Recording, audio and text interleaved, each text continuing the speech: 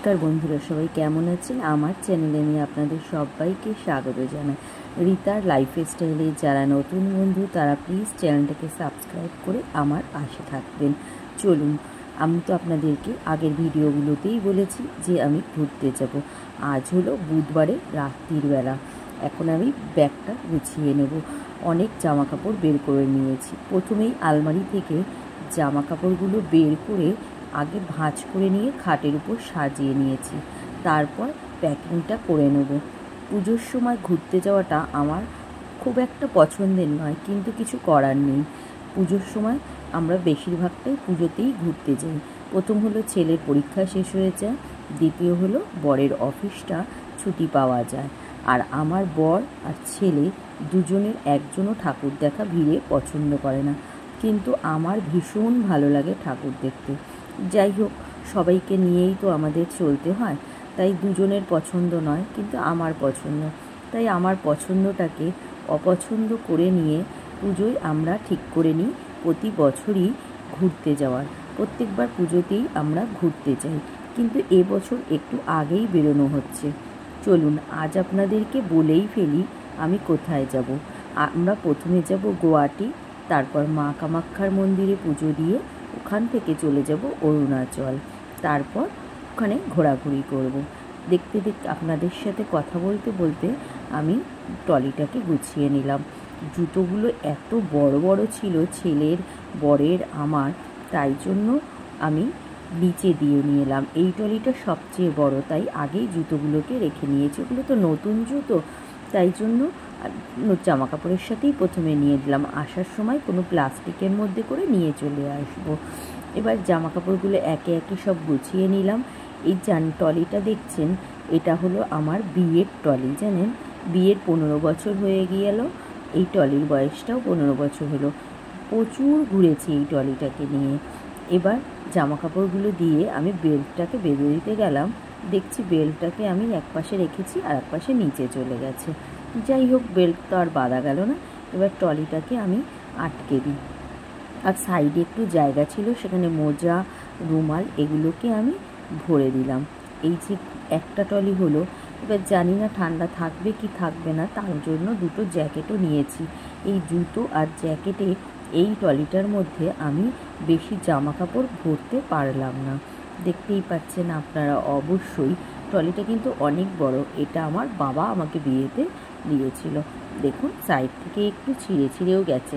মনে হচ্ছে এর পরের বছর যখন কোথাও ঘুরতে যাব, তখন অবশ্যই আমাকে একটা ট্রলি বড় কিনতে হবে, না হলে আর এইটা নিয়ে যাওয়া যাবে না। দেখতে পাচ্ছেন কত উঁচু হয়ে গিয়েছে। এই ট্রলিটা আমার অনেকটাই বড়। এই মিডিলে একটা চেন আছে, এটা খুলে দিলে আরেকটু উঁচু হয়ে যায়, কিন্তু অতিরিক্ত জামা কাপড় নিয়ে নিলে এটাকে আর তোলা যায় না। চলুন, এই কথা বলতে বলতে দেখুন একটা ট্রলি গোছানো হয়ে গেল, আর আমার বড়মশাই চলে এসেছে অফিস থেকে। এবার এই ট্রলিটা গুছিয়ে নিয়ে ওকে চা করে দেবো। এই ট্রলির মধ্যেই আমি আর একটা ট্রলি রেখে দিয়েছি, দেখতেই পাচ্ছেন। ওটা একটা ছোট ব্যাগ, ট্রলিগুলো যে হয় সেগুলো। এবার চলুন এই ট্রলিটাকে গুছিয়ে নিই।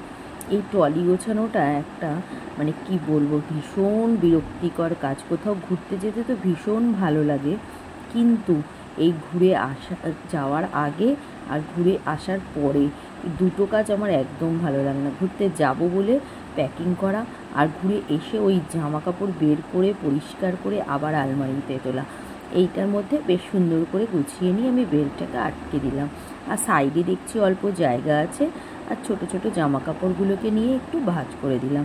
ব্যাস, এইটার ওপাশটা করা হয়ে গেল। এবার এ পাশটাতে কিছু জামা কাপড় দিয়ে আটকে নিয়ে রেখে দেবো, কারণ বর চলে এসছে, ওকে চা করে দিতে হবে।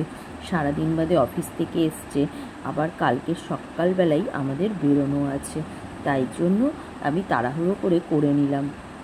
আর আমি তো এখন আপনাদের সাথেই সবটা শেয়ার করি, তাই চেষ্টা করলাম অল্প করে একটু শেয়ার করার। এই দেখুন, ট্রলিটা আমার আটকাচ্ছে না। আসলে 3 জনের জামা কাপড়, অনেক জামা কাপড়, হালকা পাতলা একটু শীতেরও নিলাম। জানি না ওখানে কি হবে, ঠান্ডা বেশি নেই বলছে, তাও আমি একটা করে দুটো জামা কাপড় নিয়ে নিয়েছি। ছেলে আর বাবার দুটো জ্যাকেট, আর আমার একটা চাদর এই নিয়েছি। আর হলো অনেক দিন থাকবো তো, প্রায় 10 দিন মতন, তাই প্রচুর জামা কাপড়, 3 জনের, 2টো বড় ট্রলি করেছি, একটা ছোটো ট্রলি, 2-3টে ব্যাগ করেছি, কিছু খাবার, কিছু ওষুধপত্র অনেক। এই যে আজকে 2টো বড় ট্রলি গুছিয়ে নিলাম। চলুন, এবার আর ভিডিওটা করা হলো না, পরের দিন সকালে চলে আসলাম। আজ হলো বৃহস্পতিবার। সকালবেলা উঠেই প্রচুর বাসি কাজকর্ম করে খাওয়া দাওয়া করে আমরা বেরিয়ে পড়লাম। এখন দুপুর 1টা বাজে। আমাদের বিকেল 4টের সময় ট্রেন ছিল। দেখতেই পাচ্ছেন প্রচণ্ড রোদ আর প্রচণ্ড গরম। বৃহস্পতিবার, কেউ বলবে কলকাতায় 2 দিন আগেই এত ঝড় বৃষ্টি হয়েছিল, এতটা জল জমে গিয়েছিল। সোমবারই বৃষ্টি হলো, আজ হলো বৃহস্পতিবার। দেখুন, যেতে যেতে দেখতে পাচ্ছি আকাশটা কত সুন্দর দেখাচ্ছে, তাই না? শরতের আকাশ দেখলেই মন ভরে যায়। পুজো যে আমাদের দোরগোড়ায় চলে এসেছে, তাই আকাশও তার রূপ ধারণ করে নিয়েছে। দেখতেই পাচ্ছেন, কথা বলতে বলতে চলে আসলাম আমাদের যেখানে থেকে গন্তব্যস্থল শুরু হবে, সেটা হলো হাওড়া স্টেশন। চলুন, আমি স্টেশনে এসে গিয়েছি, এবার ট্রেনে উঠব। আপনারা অবশ্যই বুঝতেই পাচ্ছেন, এবার ব্যাগপত্র নামিয়ে নিয়ে ট্রেনে ওঠার পালা। এই দেখুন, এটি হলো আমাদের এবছরে ঘোরার প্রথম ক্ষুদে সদস্য। চলুন, কি করব, কোথায় যাব, কী হবে, সবটাই শেয়ার করব। আমার ভিডিওটা কেমন লাগলো অবশ্যই কমেন্টে জানাবেন আর আমার পাশে